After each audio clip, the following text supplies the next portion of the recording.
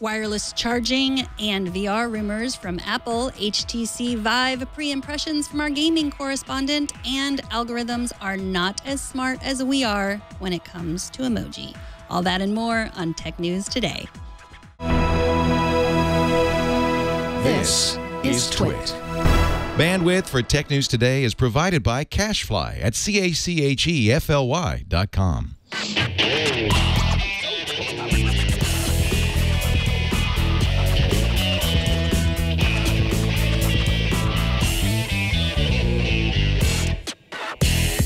This is Tech News Today, episode 1439, recorded Friday, January 29th, 2016. This episode of Tech News Today is brought to you by Igloo Software. Igloo is an intranet you'll actually like. It connects people with the information they need to do their best work. Try it free at igloosoftware.com/twit or sign up for a live demo to see it in action. And by ZipRecruiter. Are you hiring? With ZipRecruiter.com, you can post to 100-plus job sites, including social networks, all with a single click. Screen, rate, and hire the right candidates fast. Try ZipRecruiter with a free 4-day trial now at ZipRecruiter.com/TNT. And by the Ring Video Doorbell. With Ring, you can see and talk to anyone at your door from anywhere in the world using your smartphone. It's like caller ID for your home. Right now, get free expedited FedEx shipping when you go to ring.com/TNT. Hello and welcome to Tech News Today, the show where we talk about some of the biggest tech news stories with people who are passionate about technology. It's the show where we go from talking about Twitter and Kanye West to HTTPS that actually happened yesterday. I am Megan Morrone. Jason Howell is out today, but he will be back on Monday. Joining me today is Mark Milian, technology editor at Bloomberg. Welcome, Mark. Thank you, Megan. I'm honored to be chosen as part of the milestone episode 1439. That big one that you always remember in the history of a show. Exactly. And usually we do the show with 3 people, but we're trusting you today, just the 2 of us. I don't know which of us, maybe we're both playing the parts of 1.5 people. I'm not sure. Maybe you're doing 2 and I'm doing 1. Who knows? But I'm half a person at most. Good. And later we'll see what emojis you are too. So, or emoji. I guess the plural of emoji is emoji. Today we have lots of Bloomberg tech news stories. Let's start with a few Apple stories. First, Apple might be developing wireless charging for the iPhone. And we're not just talking about those charging mats that we've already seen in other phones. The technology to charge from a further distance might come as soon as next year, according to you at Bloomberg, your sources. So what do we know about this? Will it work like Wi-Fi? Sort of, yeah. I mean, some of the physics around wireless charging is there. I mean, without question. And you know, many of the big companies are working on this to some extent, but Apple is, you know, when Apple does something, that's an indication that probably the rest of the industry will follow. And so, yeah, I mean, sort of like Wi-Fi, it'll be like kind of like probably like a line of sight type thing is usually the technology that's been in development around wireless charging. So yeah, I mean, this would be a big deal if they ended up doing it, but it would be, you know, at least a 1.5 years away.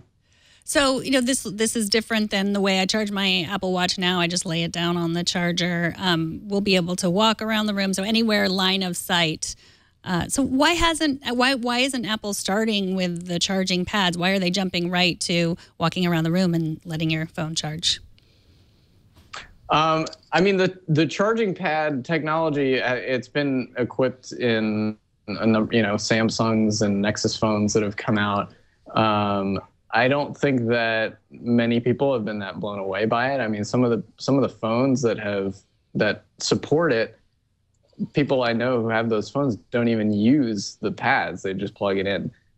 So it's, yeah, I mean, it's kind of that's more of like a novelty. But I think if the first company that really nails this this version of charging where you don't actually have to think about where you put it, or when you go traveling, you don't need to actually carry like the little pads around. You just have something that can plug into the wall, and then whenever your phone is in the area, then it starts charging. That would be pretty incredible. That's true. Well, I look forward to it because, you know, it's hard to lay things down on a pad. You know, it's very difficult. So let's move on to another story about Apple. This is from the Financial Times. Their sources add a little more fuel to the story that we've been following, that Apple is slowly building a virtual and augmented reality research staff, including hundreds of people that they've lured away from other companies and also other companies that they've acquired.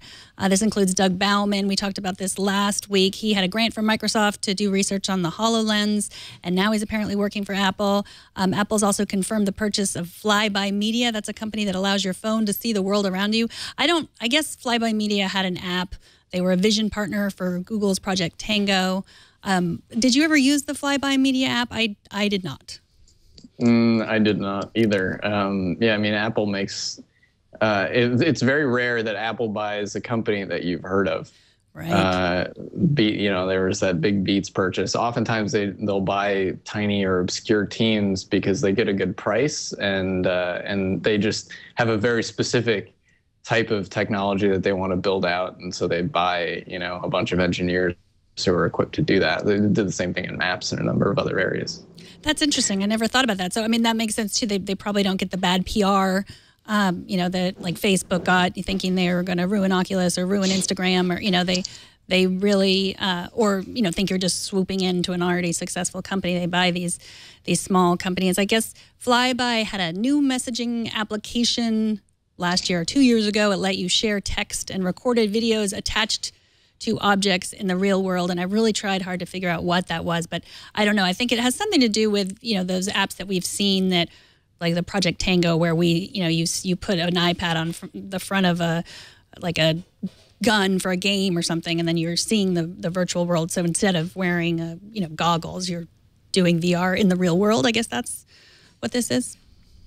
Yeah, I mean, I wouldn't necessarily expect Apple to bring out whatever Flyby was working on. I mean, they generally make these purchases with the intent of having these people work on something tangentially related to their areas of expertise. And I would imagine that Apple already has a pretty good idea of whatever project they want to build in the whole virtual augmented reality space. And I'm sure they've identified some area where they can come in and be unique, and then they just would need some engineers to pull that off. This FT story, which the New York Times also followed up on, they said hundreds of staff are working on this project, which in terms of commitments, that's pretty serious for Apple. I mean, they've got the car project also in the works with at least 100 engineers, and so this report suggests they're very serious about this. Why do they keep everything so secret from us? Don't they know how much we care? We would keep it a secret, right? Yeah, I mean, that's part of the allure of Apple marketing, is like they work on all of this cool stuff. It's like the Charlie and the Chocolate Factory. You want to get inside those walls and see what the next big thing that everybody's going to be talking about is, and they also like people to really want to find out what that is, but they just would like reporters to not tell people in advance. Exactly. So let's move on to another Bloomberg story. This one is about some future Tesla announcements in the near future about the Model 3 and the Model Y. Now, Elon Musk he's a little more revealing about what he's got coming down the pipes. The Model 3 sedan will be unveiled in March, and I guess pre-orders will start right away. What else do we know about the next Tesla? It's going to be a sedan, a slightly smaller sedan, kind of a lot like the Model S. It's going to have fewer bells and whistles, and it's going to be an all-electric car, of course. And the biggest thing is that it's going to be $35,000, which is, half the price of the Model S, basically. I mean, that's huge. I mean, this is like a Ford or a GM or a car that, regular people will actually be able to afford. I don't know if they're going to be able to make enough of them and make really any by 2017, which is when they're expected to start production. But this could be a huge deal for the auto industry. Yeah, I mean, it's $35,000 before government incentives, so it will even be less. And that is on par with the Volt. I always get the Volt. No, the Bolt. The Bolt, which is also the same range, 200-mile range. That's a Chevy. So, and I think it was about $30,000. I can't really recall, but it was reasonable like this. Yeah, as low as $30,000 after the tax credit. So maybe around the same price. So why would you get a Chevy when you could get a Tesla? Seriously, yeah. I mean, this like will expose, you know, the Tesla mentality to potentially millions more people, and they'll really see why. I mean, it's not going to be a luxury, you know, a hyper luxury car like the S was, but it's not going to be a clunker either. I mean, Tesla, you know, they have a certain aesthetic, and they're, you know, average Joes will be exposed to this concept of like your car is constantly getting better through these over-the-air updates that are getting pushed to the car, you know, you'll have, I'm sure, like a huge iPad screen in the center console with all these great media and entertainment options, and you know, I mean, this is really has the potential to change the industry. And I guess it's going to come out in 2017, and presumably it will come with whatever autonomous features have already gone over the air. I don't know if it'll have different autonomous features than the more expensive versions of the Tesla will, but I mean, from what I read, that it'll come with a lot of the stuff that already is, you know, the summon, being able to like be inside your car and inside your house and summon your car from your phone, you know, and just all the things that that we will see in the future that Tesla drivers are already seeing, and that are really frightening when you see them on YouTube, but probably relatively safe and safer than me driving home. Maybe. I mean, they actually rolled back some of the autonomous features that they had initially rolled out widely to the Model S, just because, you know, the software wasn't ready and the world isn't ready. I think there was some blowback after some of those YouTube videos came out, and people were, you know, very publicly breaking the rules of how you're supposed to operate. I mean, you're supposed to keep your hands on the wheel the whole time, but you don't have to. So, I mean, that's kind of the promise of this whole thing. So I would imagine that there will be some version of autopilot in the Model 3. We don't really know one way or the other. But I would still bank on all of the cutting edge features like the turbo mode and all that stuff finding their way into the S and the X before, or if ever, they find their way into the 3. I mean, it's really going to be a lower end entry level model, but even the low end Tesla is better. I would imagine it would be better than a lot of the cars on the market today. And what do you know about the Model Y? That's allegedly a Model 3 sedan crossover. Do you know anything about the Model Y? Yeah, I mean, there's less visibility into that vehicle. It's sort of going to be like a truck, kind of like a crossover, like a van, like minivan, SUV truck type thing. It's, you know, who knows what Tesla's take on that category of car is going to be. I mean, they came out with, you know, a soccer mom SUV that had eagle wing doors on it. So, you know, they might do something wacky with their variation of a truck, but I would not expect to see a whole lot on the Y anytime soon. The focus in the next few years is probably going to be on this entry level, this Model 3 sedan.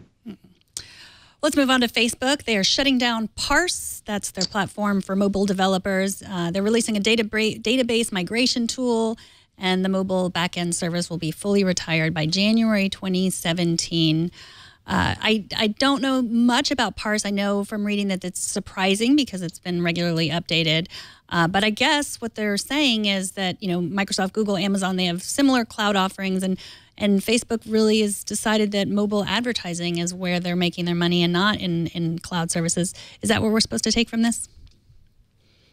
Yeah, I mean, that's like what it means for Facebook is that this is not core to their mission right now. I think what developers should take from it is, be skeptical of Facebook's ambitions in helping. I mean, there have been a number of instances over the years where Facebook has kind of flip-flopped between, we want to offer developers a platform and we want to help you build, Canvas apps that'll work on Facebook or build games within Facebook, and then, later pulled the rug out from under them. And I think Parse is another example that might make developers a little more distrustful of working with Facebook. I mean, it wasn't even a year ago, I don't think, that Zuckerberg got on stage and, talked about Parse for quite a little while at their F8 developer conference, and were saying, we want to help you, develop and promote and monetize your apps. And, now Parse is gone. So it's, Facebook makes up their mind quickly and will change things on a moment's notice, it seems like. So does this leave developers in dire straits? I mean, independent developers, are they out of luck? I mean, they have a year, but what does it mean for them right now? Is there a lot of scrambling they have to do? That's a good question. I would not claim to know the ins and outs of how crucial Parse is to the development process of apps. I think, like you said earlier, they probably are competitors that they could switch to without it completely necessitating like a do-over of their software. But developers rely on certain tools, and they work tools into their roadmaps and into their routines. And when one of those tools promises that it's going to vanish, then that can create a headache in the process and potentially delay, new features from coming out. And so I'm not sure that we've heard the end of the blowback that'll result from this shutdown. Well, let's move on to Snapchat. It used to be leading up to the Super Bowl, all we heard about was new TVs. Now the big news seems to be new social media app sports features. Last week, Facebook revealed their sports stadium. That was a place to talk about sports on their app. And today, TechCrunch reports that Snapchat is working with the NFL to produce live story compilations. They're also rolling out live score geo filters with the NFL and the NBA at all kinds of events. Now, I seem to remember that you are a Snapchat user. I am slowly becoming a Snapchat user. I'm being dragged in. Can you explain? Oh, I know. It seems to be here to stay. So, yeah. Geo filters, are those the things that are just like quotes printed over pictures? What's a geo filter? Yeah, it's like you. Let's say you're at Alamo Square Park. I live in San Francisco. You can swipe over, and based on your location, the app reading your GPS, it'll pop up these like filters, like Instagram type filters, but that are based on where you are. And so, it's generally cloudy up there. So the Alamo Square filter has clouds on the top, and then like a little like logo of the painted ladies' houses, like the ones from the intro Full House, on the bottom of the Snapchat thing. You can take pictures there. And so they're creating these custom ones for if you're at the Barclays Center in Brooklyn watching the Nets, then potentially you'll get like a Nets jersey you can put over yourself, for example. Or they're really doing a lot around sports, and I think that's a potential money-making opportunity for them too. Is in much of the same way that brands will buy custom placements and apps like, Foursquare used to sell these brands on these like custom badges you could buy, and people could, check in at South by Southwest and get a South by badge. Snapchat could potentially do the same for sports teams or other, locations you might want to like share a photo from with a branded thing on it. I totally get this from the perspective of the person at the event. I got the chance to see the U.S. women's soccer team in San Diego. They were playing a friendly game against Ireland last weekend. And, it's like just exciting to be at a sports event. I don't go to a lot of sports events, but it's exciting to be there and share that you're there.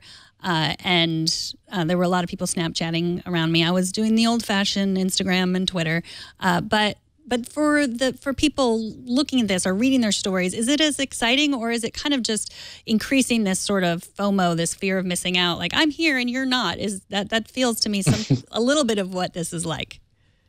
That's what social media is about. Okay. Yeah. I mean, I'm sure there's an element of that, but I think these like filters are pretty popular. I don't know like data around it or anything. Anecdotally, it's used sometimes among my friends, but I think like it's pretty popular among younger people who use it and want to like decorate out their photos and are sending like dozens of photos a day. Oh, you've got a Petaluma that wasn't filter. me. No, that was the resident Snapchatter, Brian Burnett. So Right. Yeah, I get it. So It that's looks like a biker gang symbol or something. it does a little bit. Okay, so yeah, I understand. I'm beginning to understand Snapchat. I watched Good Luck America. I don't know if you saw that. The politics show by Peter Hamby that's on Snapchat just got launched yesterday. And it was fascinating. No. Because check it out. Good Luck America. Is that in Snapchat stories? I know something more about Snapchat than you do, Mark. I'm so excited. Under Discover tab. Peter Hamby is the director of news at Snapchat. And it was a good way to describe, like, to kind of involve my tween children in the political process. So, you know, in a way, same way MTV, you know, got me involved back in the day. So it's interesting. So back to sports. Sports have always been where people, Twitter has always been sports, or for, you know, the arena to talk about sports has been Twitter, right? I mean, that's where people go to have, you know, find people through hashtags. But now Snapchat and Facebook are kind of becoming more of the place where people go to discuss sports. What's going on there, do you think?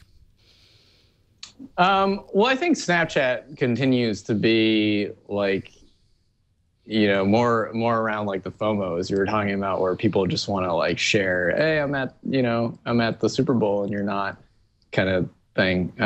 More like kind of what Instagram too is used for. Mm-hmm. Facebook has the ambitions to be more of like the conversation around like some of the real-time conversation stuff, Twitter's domain.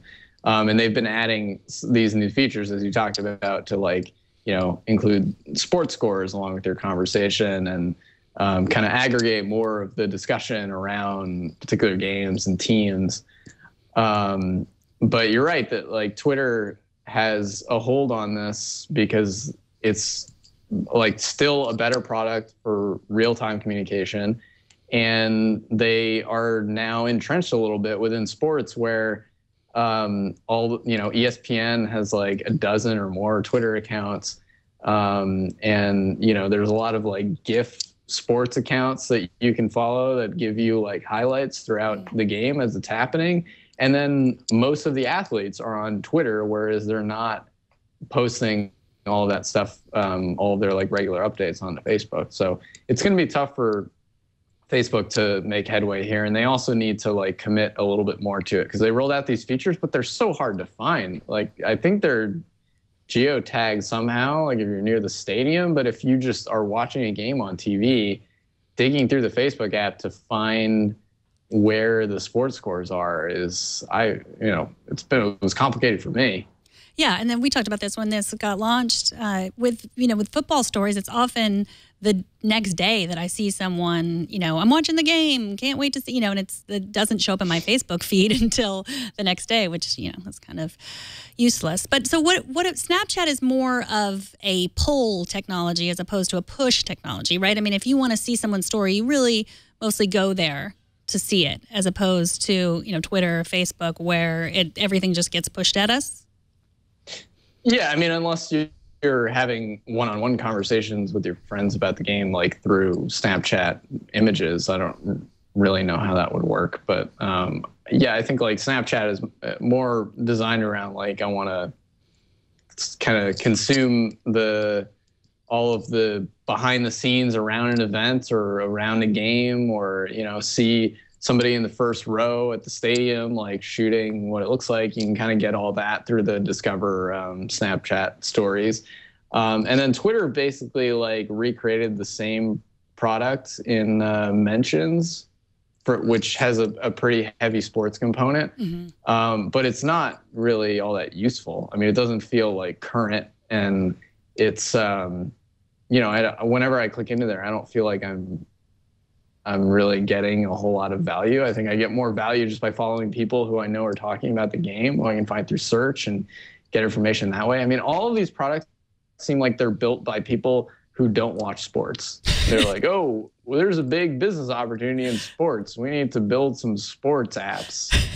And it's just not useful if you know what you're looking for. Right. Well, I mean, with Twitter Moments, it's also, we've all been told it's designed for people who don't already use Twitter. So, it's like people who it's easier to figure out. But yeah, that's the problem with developing any apps, right? Like unless the team of developers are diverse and have diverse interests, then, a lot of us are going to be like, well, why'd you do that? So, yeah.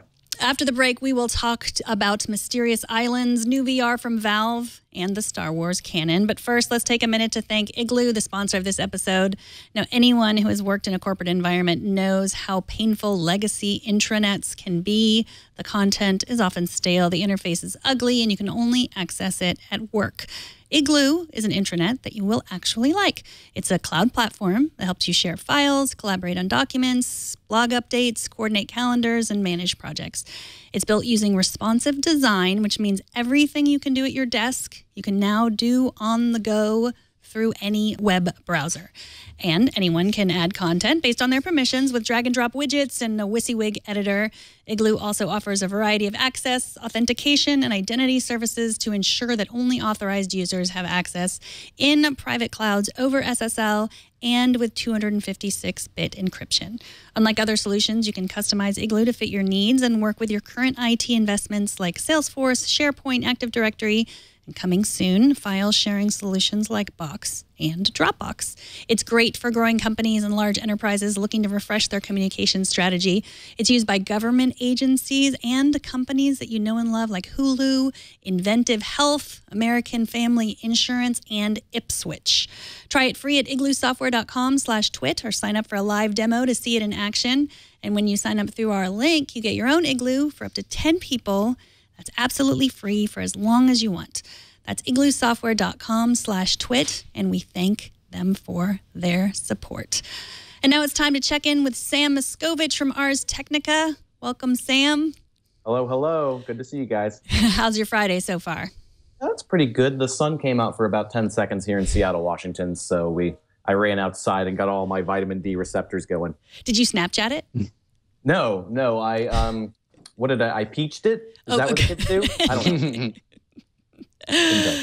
All right, Sam, finally we get to see the full version of the game that you've been playing iterations of for a long time. You've already talked a little bit about it on this network.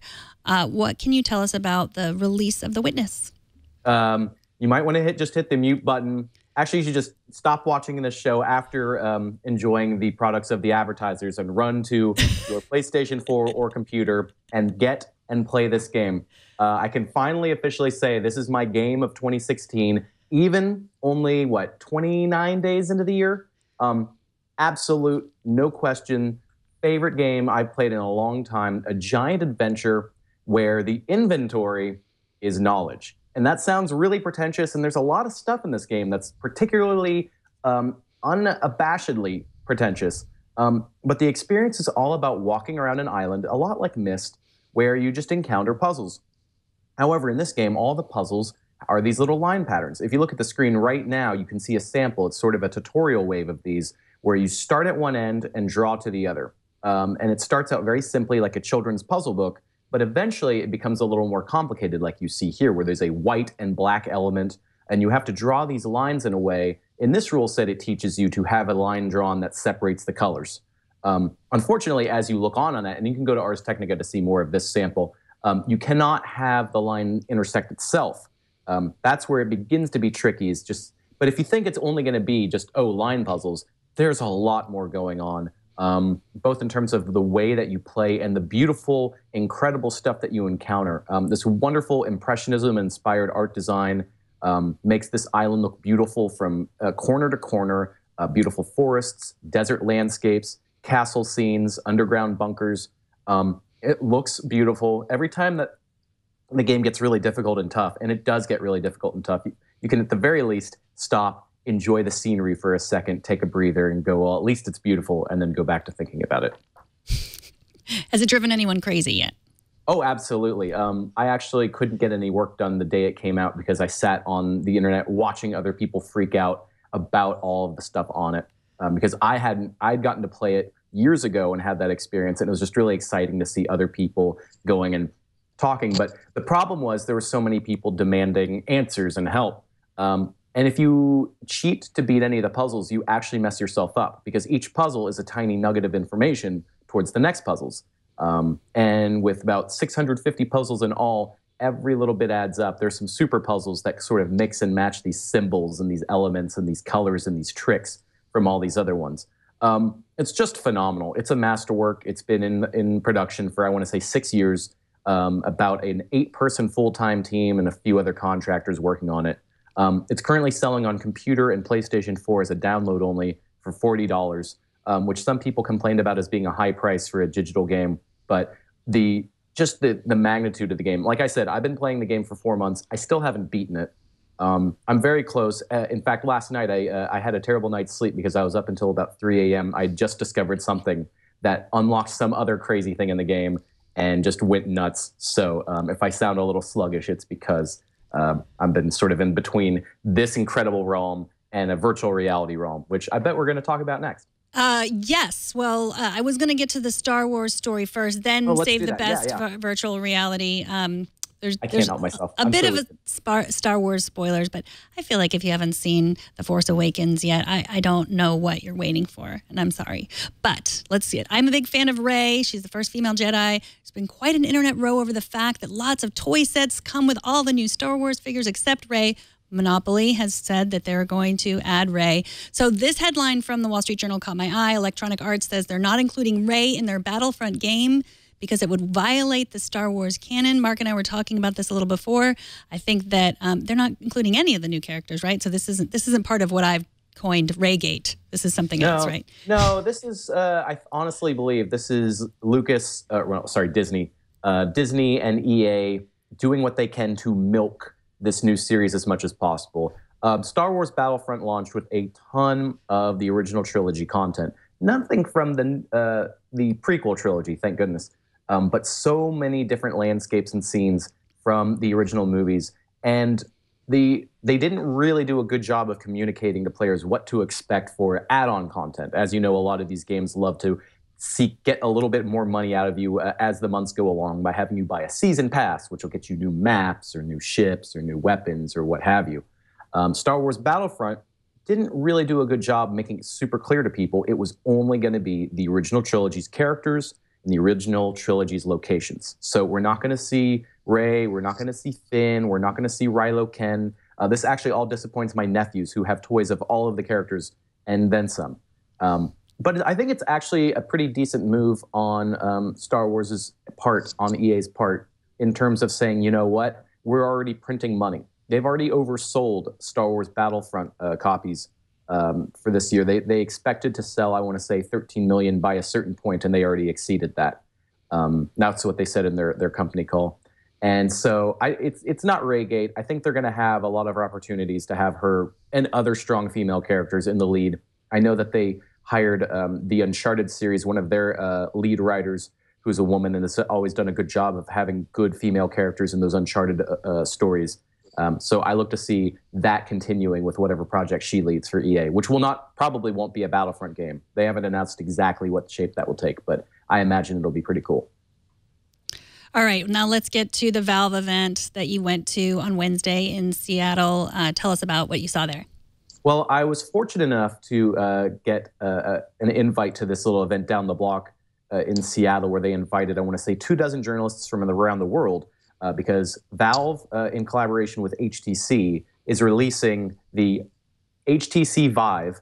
But before that, they're releasing what's called the Vive Pre, which is sort of the final, almost complete version of this virtual reality headset. For the uninitiated, there's a lot of headsets coming out in the very near future. What makes Valve and HTC special is that when you put this headset on, you can walk around. You're not constricted to your chair. You're actually expected to get up and move around a full room. The reason being, the set comes with 2 little boxes, laser trackers, where you can actually put them in opposite corners of whatever play space you want. You'll want to clear your floor so that you don't bump into books or tables or children. But the idea is that once you're in that virtual space, you can now walk around and what I like to call 3D mousing. You can sort of move your hands around in virtual space. There's an app called Tilt Brush, which I think really sells this, where you can take your virtual paintbrush and go and put a little blob right there. And as you look around, that blob stays right there in virtual space. So then you can walk around the entire room, like this video here, and manipulate these giant, beautiful scenes. I actually got to walk through this scene that's on the screen right now, this incredible sculpture land. It was one of the most amazing things in terms of how the colors and light all popped up as I walked around in real space. What was special about this event was this was the first time HTC and Valve showed off this, what's called the pre-version, as in pre-release of the final retail one, which is expected to come out in late April. It adds a webcam. So the idea is you have this headset on and you're in your real space and you're walking around. That seems like a pretty bad idea. If you double tap a button, you can have a little webcam pop up and you have this little blue outline of whatever is in your room. So it used to be it would show like a really tiny, blurry blue line for where a wall might be in real space. Now you can actually see the specific ridges and spots of the wall. It also will pop up occasionally when people or pets or children walk into the space. We didn't get to really test that at this event, but it seemed to work really well when a developer would kind of walk into the room and say, hey, we need to get you out. And go, oh, a person's coming. I'm not going to just bonk into them while I'm wearing a headset. Well, Sam, thank you so much for joining us. It's always a pleasure to have you. Sam Machkovech is a culture editor at Ars Technica, at SamRed on Twitter, and we will talk to you next week. Yes, this weekend, all of the games that I played at that event, we're going to have a big preview piece about all 12 of them. It was incredible, and we'll talk more about that next week if I am so lucky. It was really good. It's good to see you. Have a good weekend. All right, take care. So on Wednesday's show, while I was out, Jason Patrick Norton and Shannon Morse discussed the new wireless hub called Starry that promises to bring gigabit internet everywhere. During the conversation, Patrick Norton brought up WiMAX. That's the family of wireless communication standards, which promised gigabit internet in 2011. Patrick lamented that WiMAX was a failure. And on Twitter, C. Brian Jones writes, listening to you say what a failure WiMAX was, it's very popular, fast, reliable, and inexpensive in Japan. Thank you, C. Brian Jones. We love to hear from international perspectives. You can tweet at us at Tech News Today TV or directly to me at Megan Morrone or to my regular co-host at Jason Howell. You can also leave comments on our Facebook page. That's facebook.com/TechNewsTodayTV. We put small segments from the show up there, so they're easy to share if you know someone who would appreciate the tech news. And after the break, Mark will tell us the dirty secrets behind the ad blocker wars. But first, let's take a minute to thank ZipRecruiter, a sponsor of this episode. Now, yesterday on the show, Jason Howell revealed the shocking news that in his past life, he was a telemarketer. Can you imagine winning the lottery, hiring someone like Jason to be your telemarketer? Now, this was back in the olden days when he got the job using the newspaper, but these days you cannot find employees like Jason unless you really are creative, and one way to find the best candidates is through ZipRecruiter. As a business owner, your company is only as good as the people you hire. Posting jobs in one place isn't enough to find quality candidates, and short staffing leaves little time to post to dozens of job sites. Thanks to ZipRecruiter.com, you can post to 100-plus job sites with one single click and be instantly matched to candidates from over nearly 6 million resumes. Just post once, and within 24 hours, watch your candidates roll into ZipRecruiter's easy-to-use interface. ZipRecruiter has been used by over 400,000 businesses, and you can try it now for free. Getting the right people for your company is important. Now, here is a testimonial from Scott. He is a happy ZipRecruiter client, and he said the recruiting process used to be so painful. Before, I'd post to several places, get 1 million resumes from only a few responses from qualified candidates. It was torture. But with ZipRecruiter, we post once and get qualified candidates in one easy-to-review place. We've hired some of our best employees using ZipRecruiter. Today, you can try ZipRecruiter for free. Go to ZipRecruiter.com/TNT. That's ZipRecruiter.com/TNT. And we thank ZipRecruiter for their support of Tech News Today. So last year, when iOS 9 came to the iPhone and the iPad, we also got the ability to use third-party ad blockers, and we haven't stopped talking about it since. There's a piece on Bloomberg today about why publishers look the other way on ad blockers. Can you talk a little bit about this, Mark? Yes. So, I mean, it's kind of, the story is based around this new study that's come out that's shown only 4% of the largest web publishers have done anything in response to ad blockers. And so this study of some of the largest websites on the internet showed that, you know, when you hit about 4% of them, you'll see either something that hides some of the content on the site so that you can't access everything if you have an ad blocker enabled, or you'll get a pop-up that has some variation of like turn off your ad blocker, or we'll give you some kind of perk if you turn off your ad blocker, or you can't come if you don't turn off your ad blocker.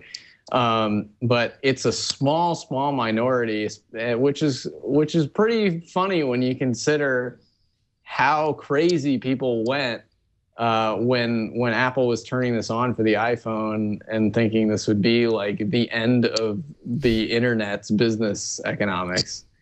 It has certainly not been the case, and the other flip side of this is that like ad blockers haven't become as widespread as some people thought they would be. I mean, there was like some predictions that like most iPhone users would go and download an ad blocker, but that did not turn out to be the case. People just don't care that much, apparently. Well, does it break down through demographics, like who's using ad blockers, like people on, you know, who are surfing video game websites? I presume that they are more likely to be using ad blockers than someone searching for the AARP website. Is that accurate? Exactly. Yeah. It does skew heavily like tech savvy, of course, people who know enough that this exists to want to go and seek it out. And oddly, it also skews like young male. I guess, you know, like the audience has like a rebellious streak and wants to, you know, use these shortcuts to like have a more pleasant web experience, whereas other people just don't take the initiative. And so yeah, I mean, for a lot of the mainstream sites, a lot of the most visited websites, it's really just hasn't been that big of a problem. Right. Well, this article says that it is going to be a problem. It's just that publishers move sort of at a slow pace, even internet publishers, that they're kind of trying to figure out what the best tactic is to block ads. I mean, because presumably that they are losing money, right? I mean, or the ad blocker's not working like we think they're working. No, they're definitely losing some money. I mean, they're losing some impressions to their ad network, so that would be a loss of money. From everything we've seen, it hasn't gotten to any kind of point where it's like a red alarm, like what some people were sounding when the iPhone switch first happened. But yeah, a lot of analysts are predicting that this, you know, more people will install ad blockers. This will sap up more of the industry's revenue over the next few years. But as you said, media companies are notoriously slow to taking like these kinds of technical actions, and so the vast majority of them haven't done anything. I mean, does it show how sort of fickle we are as internet users? You know, if we go to a site that doesn't, you know, that doesn't let us use our ad blocker, we'll just move on. Yeah, I think that happens to some extent. I mean, our reporter wrote this piece, Josh Brustein, spoke to several different publishers, one of which was the British newspaper, The Guardian, who said that, you know, they've experimented with some of these like anti-ad blocking mechanisms, like popping up a message, and they've tinkered with like the language of what the message says. And one of the latest ones that they've landed on reads, you get to the site, it says, "We notice," let me try to do a British accent. Okay. I'm not even gonna. We noticed you're using an ad blocker. How was that? Excellent. Okay. Very good. I do a good Italian and Irish. Way. Yeah. So yeah, I mean, it's like this very polite sort of call to action to like, hey, help us out a little bit. But it's, if you close the window, you can just keep browsing the site anyway. And their CEO of the U.S. operations, who Josh talked to for the story, said, that they're nervous about what happens when you start blocking content. They don't want readers to go away. I mean, they would rather, they're weighing whether they would rather have the eyeballs versus that like little sliver of ad revenue that they're losing right now. So I would obviously be really hypocritical to say, like, I don't want ads because, my life is ad supported. My work is ad supported. Not my life. My work is ad supported. I make my living from ads. But I still find a lot of them, like you're talking about, the content blocking, especially on mobile, they're annoying. I can't. It's not just that, like, okay, I'll read the ad and then I'll move on, but it's also just the insecurity of it, or what are they collecting? It's that part of it that I think a lot of us are just like, we're okay. We understand that you need to support yourself, your company through advertising, or you're the same way. I mean, you're all of us reporting on this make our living from ads. So what about that side of it? I mean, is that what companies are looking for? Just like a better way? I mean, better ad blockers? I mean, what's the solution here? Yeah, I mean, you raised an interesting point about tracking, which I think many people are understandably concerned about. I haven't seen any, or I haven't looked closely enough to see any studies that show intent for why people are using ad blockers, but my hunch is that more people do it not because of fear of tracking, but just because an internet experience without ads is unquestionably a better experience. I mean, it's faster. It loads faster. There's less annoying stuff on the side of the page, or popping up in front of the page.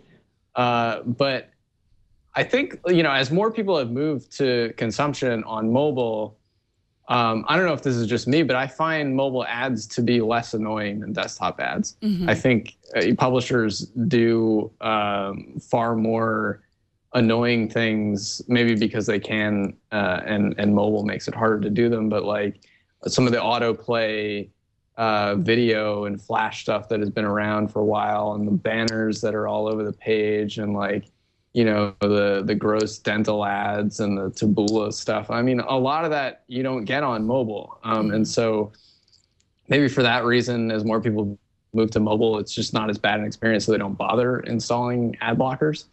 But I don't know, it's an interesting space to keep watching, because like Apple has tacitly given permission for these to exist. And so that's potentially a big market. We'll see what happens. So I'm showing my ignorance here, but now, like in Instagram, there's just, native ads. It looks like an Instagram post. Sometimes I'm fooled, but then it obviously, same with Twitter, like it says promoted or, ad. Would an ad blocker get rid of those also? There are certain ad blockers that can traverse outside of Safari. So most ad blockers are just for your web browser. I mean, that's on the desktop. That's true too. There was at least one that made its way to the App Store. I don't know if it's still there, but it was able to strip ads out of Facebook's app, out of the Apple News app. It would like go across the different apps installed in your phone and rip ads out of it. I can't remember the name of it, but I did look into that and talk to the founder a little bit. But most of them can't do that. And I think some of them technically require that they route your traffic through their like version of the VPN to their servers to strip the ads out, which, I mean, that kind of defeats, if privacy is the reason you're doing that, it kind of defeats the purpose that instead of giving it to the ad network, you're giving it to some startup that didn't exist, a few months ago. But yeah, I mean, it's interesting how some of the stuff is getting built out and where it will go, especially now that Apple seems to be okay with it. Yeah. Well, we haven't seen the end to it, I'm sure. So you can read more about this at Bloomberg, along with many of the other articles that we've talked to today. Mark, stick around. Now we are going to talk about TNT's fan of the day. She is Sandra Purtle, who watches the show on board the MV Mokihana between cargo watches as she edits her most recent novel. So you can see that she's got her 2 MacBooks, and then she has a little iPad there, which you can see in the corner, and she's watching the show. And I'm hoping that means that I'm in her novel. Because I want to be in someone's novel. It's my lifetime goal. Show us how you watch or listen to TNT. Just record a video or take a picture of yourself or your setup. Post it on Instagram, Google+, Twitter, Facebook. Use the hashtag HowIWatchTNT, and we are going to find it. And after the break, we will show you a new tool that will help you make sure that your emoji game is on fleek. But first. Wow. I know. On fleek. Good use of that one. First Snapchat, then a proper use of emoji game and on fleek in the same sentence. Yeah, I'm working on it. But first, let's take a minute to thank Ring, the sponsor of this episode. The Ring Video Doorbell will let you see and talk to anyone at your door from anywhere in the world using your smartphone. Ring has advanced motion detection. It alerts you even if someone doesn't even ring the doorbell. I have it on my door at home. I have an Apple Watch app, so every time someone walks in front of the door, I know. It's wonderful. If people are here, I know when people are coming and going. With Ring Video Doorbell, you can also talk to delivery people and keep an eye on your package. If someone tries to mess with it, you'll get an instant alert and an HD video of the whole thing. It's like having a neighbor keep an eye on your house 24/7. Now, a Tech News Today viewer from Dallas recently wrote in to tell me about his experience with Ring. He writes, I installed a Ring doorbell in our elderly parents' house. They have difficulty getting to the door and are often resting in the day. They also have a few people that canvass in the neighborhood for sales. We've all been there. But they also need healthcare workers to come and go at various times of the day, so they can't just ignore the doorbell when they ring it. He says it has been a godsend to protect our parents when we are away. The motion detector alerts my wife via iPhone as people are coming to the door, and she often preempts them before they ring the bell by talking to them and either sending them away or giving them a combination for the keypad lock. The greatest part about that is they don't know that you're not inside the house. They don't know you're using an iPhone and you might be miles away talking to them. They think you're inside the house. So they don't think that there are elderly parents there alone. His wife also knows when they're leaving. Last month, he writes, I convinced my wife to let me install the Ring and a keypad lock after one parent fell, blocking the hallway and making it impossible for the other to get to the door to let in the EMTs. The EMTs wanted to break down the door, but were convinced over the phone to wait for my wife to arrive. The Ring and keypad would have made it easier for everyone. Now, he says, I have too many stories about the Ring and the trouble it saved to recount here. Thank you for writing in. If you've got stories to tell about the Ring, send them to me at megan@twit.tv. I will read them on the show, and be sure to let me know if you want to share your name on the show. And Ring is a sponsor of the show. If I didn't say that before, they are a sponsor of the show. Installing Rings takes a minute, and it works with either your current wiring or a built-in rechargeable battery. Put your mind at ease and protect your home with the Ring, the video doorbell. Time Magazine and USA Today named it one of their top 10 gadgets of 2015. Go to ring.com/TNT for free expedited FedEx shipping. That's ring.com/TNT. With Ring, you are always home. Finally, tonight, here's a story posted by Owen Williams at the Next Web about a new tool that lets you decide which emoji go with your photographs. It's by Curelate, and they say they use a deep learning algorithm and a whole bunch of imagery, it's also a quote, a whole bunch of imagery, to give our servers the ability to guess what emoji best represent your photos. It's called Emojini. Lets you connect your Instagram, add an image URL, or upload an image. I did it with a screenshot from one of our shows, and the emoji were a microphone. Here they are, the bowling emoji, the music emoji, and TV. So I get the microphone and the TV, and even perhaps the music note. But, ooh, and there's Mark. That's the emojis you got. You got the mustache man emoji, the grimace emoji, and I don't know what that is. Yeah, what's with the grimace? That's mean. I know. It's just the algorithm. It's not me. I don't know. It's deep learning. Also, I got like the guy from Wolfenstein, the first one, the weird military haircut, the military mustache guy, and then I guess the third one is little boy emoji, but I'm not sure. I take all of these as an insult. Yeah, I didn't put just my face in there because I thank you for letting me use you as a test case, Mark. Anytime. This is some important technology we're discussing on the show. Yes, emoji. Exactly. In case you can't find your emoji, the computer artificial intelligence will find it for you. Yeah. Oh, there. Oh, the wedding emoji. And I also got the little boy emoji. Haircut. Haircut. No, you got the Wolfenstein emoji. Oh, that's the Wolfenstein emoji. Okay. I guess, yeah, just the haircut. Yeah. Oh, he didn't even. That's crazy. This is bad. This thing's broke. Algorithms. Okay, well, isn't it a little bit comforting when deep machine learning isn't as smart as we are yet? Ooh, that's good. No, it's not. It's not comforting? That one did well. Yeah, that was. That's a good one. Yeah. So I guess you really need to watch the video version of this show. Heartbreaker. Yeah, look at that. That's Brian, our technical director, the Heartbreaker. So true. Well, Mark, thank you so much for joining me today. Where can people find you online? You can find us at bloomberg.com/tech, and I am at Mark Milian on Twitter. And there are a lot of Bloomberg stories that we didn't even get to today. There's a great one about the Facebook emoji search for something better than the like button.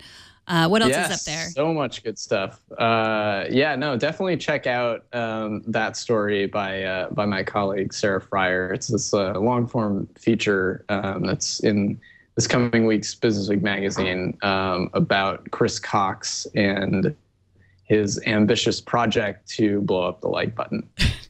We've also got some good stuff on Google's solar-powered drone crashing. They said it's because of a wing, not because the emoji AI is coming to destroy the Earth. Okay, good. Yeah. That we heard about that several months ago, but now I guess the report is out about what happened when it crashed, right? Exactly. And then we're very busy with public company earnings and on the private side, some of the startup fundraising cool down that's causing all sorts of cost cutting and weird things happening in the once booming time of Silicon Valley startups. Well, Mark, thank you so much. Mark is the tech editor at Bloomberg, and I see behind you lots of people moving around, including, I think, somebody emptying the trash, which means that it's probably time for you to go home. It is the end of the day. Tech news tonight. All right. There you go. Okay. Well, take care, Mark. We'll talk to you soon. Thanks. Monday's guest will be Omar Gallaga from the Austin American-Statesman. So we're excited about that. And Jason will be back. Tech News Today records live every Monday through Friday at 4 p.m. Pacific, 7 p.m. Eastern. That's 12 a.m. UTC. You can see that live at twit.tv/live. And you can be part of the show by emailing us at tnt@twit.tv or leaving us a short voicemail at 260-TNT-SHOW. Leave us a voicemail. We'd be excited to get those. You can also just email a voice memo. You can email that to me at megan@twit.tv, or you can find us on Twitter. We are at Tech News Today TV. And if you want to know about our upcoming guests or get some behind the scenes gossip or just really know what's going on here, subscribe to the newsletter. You can sign up at twit.tv/newsletter. And don't forget to also subscribe to the show. We are everywhere. Fine podcasts are not sold, but given away free. You can find all the ways to subscribe at twit.tv/TNT. And if you want to get in touch with us directly, you can find us on Twitter. I am at Megan Morrone. Thank you, Brian Burnett, our live producer, man of many emoji. And thank you to all the folks who help us produce this show every single day. And thanks to you for sticking around and talking tech with us. We will see you on Monday.